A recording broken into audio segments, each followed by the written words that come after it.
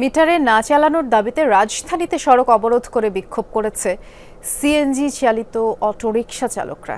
সকাল 8:30টার দিকে নগরের গুরুত্বপূর্ণ বিভিন্ন পয়েন্টে অবরোধ করে বিক্ষোভ শুরু করলে অফিসগামী মানুষ চরম দুর্ভোগে পরে বিআরটিএ জরিমানার বিধান বাতিল করে নোটিশ জারি করলে দুপুর 1:15টার দিকে কর্মসূচি শেষ করে সিএনজি চালকরা।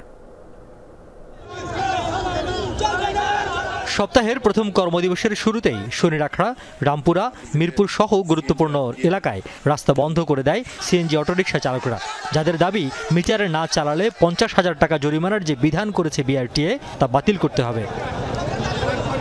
কিন্তু একটা সিএনজি ওয়ালা যদি 50,000 টাকা জরিমানা দিতে পারতো তাহলে কিন্তু সিএনজি চালাইতো না। 900 টাকা জমা আর আম করে মিটার মানে আপডেট করে দিতে হবে, বড় করে দিতে হবে। আর গাজীপুর সিএনজি, নারায়ণগঞ্জের CNG, private CNG, 27 private CNG এটি ঢাকা থেকে বন্ধ করতে হবে।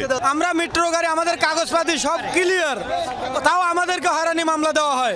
অথচ জেলার গাড়ি, প্রাইভেট গাড়ি এগুলোর কাগজ নাই। তারপরও এই শহরে 10,000 প্রাইভেট গাড়ি চলে, তাদেরকে কিছু বলা হয় না। আর আমাদের মেট্রো গাড়িকে তারা কেন মামলা দেওয়া হচ্ছে? আন্দোলনে দুর্ভোগের আকাল নগরবাসী। মাইলের পর মাইল হেঁটে গন্তব্যের দিকে যাত্রা করেন অফিসগামী মানুষ। যে পয়েন্টে অবরোধ তার দুপাশে যানবাহনের দীর্ঘ সারি। সকাল 10টার কিছু পরেই ট্রাফিক বিভাগ থেকে জানানো হলো দাবি মেনে নিয়েছে বিআরটিএ। মিটারে না চললে 50,000 টাকা জরিমানা করা হবে, সেটি এই মুহূর্তে সরকারের পক্ষ থেকে বাতিল করা হয়েছে। এই সংক্রান্ত একটা আমরা অর্ডার পেয়েছি। তো এখন এই মুহূর্তে থেকে এখন আমরা মিটার না থাকলে 50,000 টাকা জরিমানা করা হবে না। ট্রাফিক কর্মকর্তার কথায় রাস্তা ছেড়ে দেয় চালকরা। শুরু হয় যান চলাচল, কিন্তু আবারও রাস্তায় বিক্ষোভে নামেন তারা। এবার গন্তব্য বনানীর বিআরটিএ কার্যালয়। বেলা 12টা নাগাদ সবাই পৌঁছে যান বিআরটিএ কার্যালয়ের সামনে। রাস্তার এক পাশে শুরু হয় তাদের কর্মসূচি।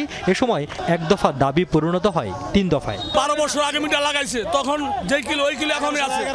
এখন বাসা ভাড়া দেয় 15,000 টাকা, তখন বাসা ভাড়া 3,000 টাকা।